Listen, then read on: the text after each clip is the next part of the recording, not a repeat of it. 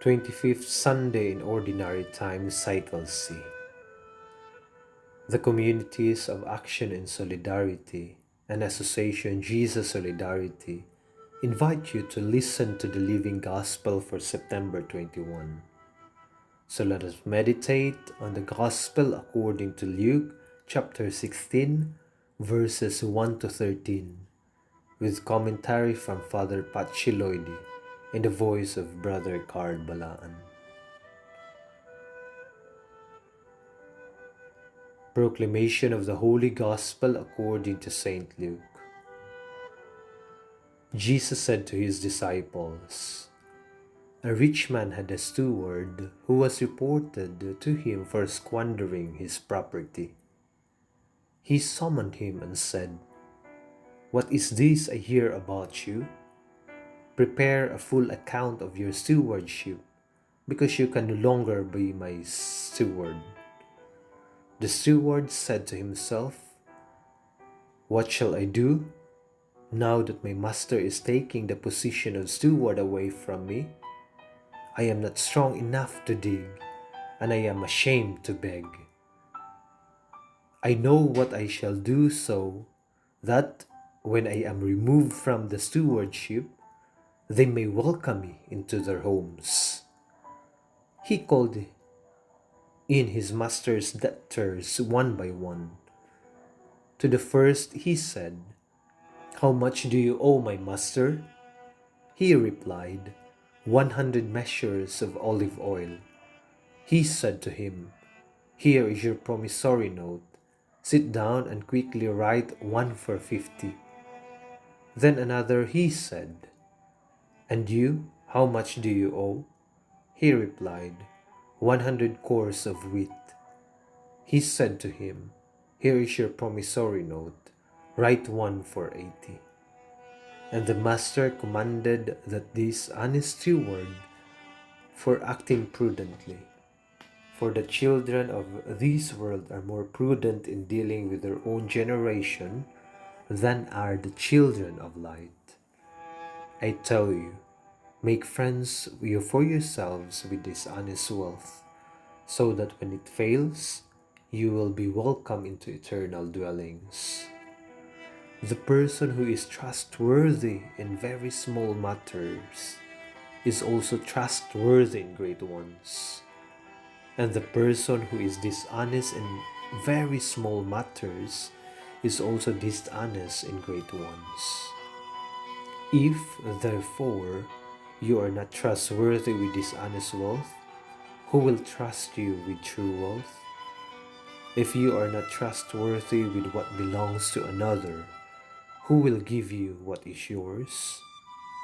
No servant can serve two masters. He will either hate one and love the other, or be devoted to one and despise the other. You cannot serve God and Mammon." The Gospel of the Lord.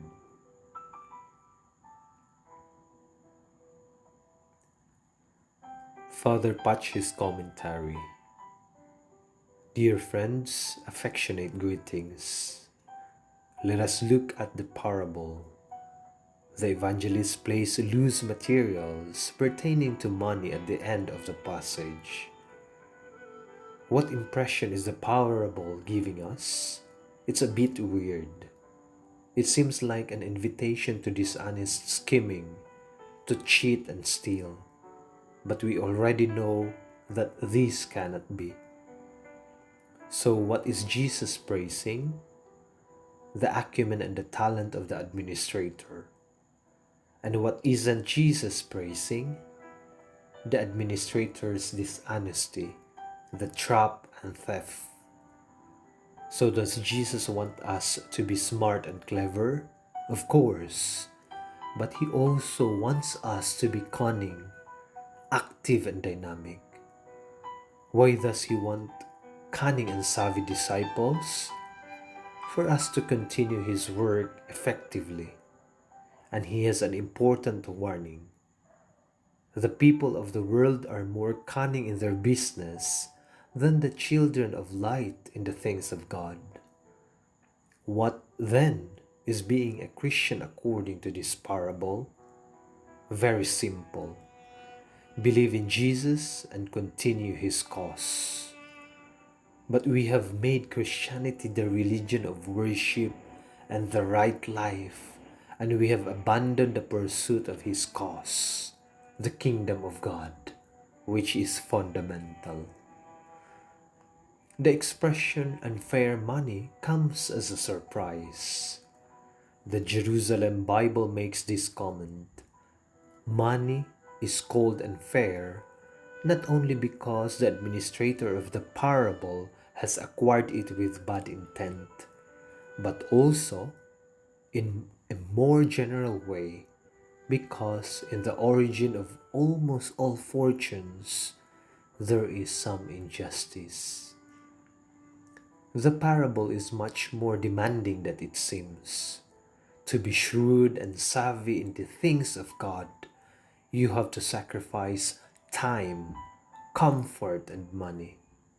That is why the text ends with the oft-quoted sentence, "You cannot serve God and money." In this parable, Jesus invites us to turn our lives around. Don't say that I'm already old. Every age is good to start something new for God and for his marginalized people.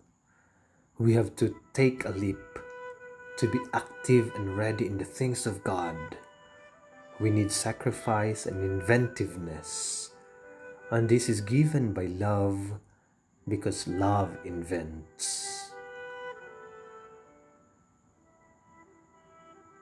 Prayer, cunning and candor. No cunning like yours, my Jesus, for you put as model an unscrupulous man who has extinguished the lamp of conscience, who hides the light of the sky and sends us up the mountain by a twisted path. Maybe you are trying to provoke us, and you get it. Sure, you get it. The funny thing is, you stimulate us to honest cunning with incident stories. You are an artist of provocation, a poet of love and challenge. You baffle us with stories of corrupt people. You get us out of the dream of passivity. You hit our soul like Moses with a rock, waiting to sprout from our hearts the water of cunning and candor, of the snake and the dove.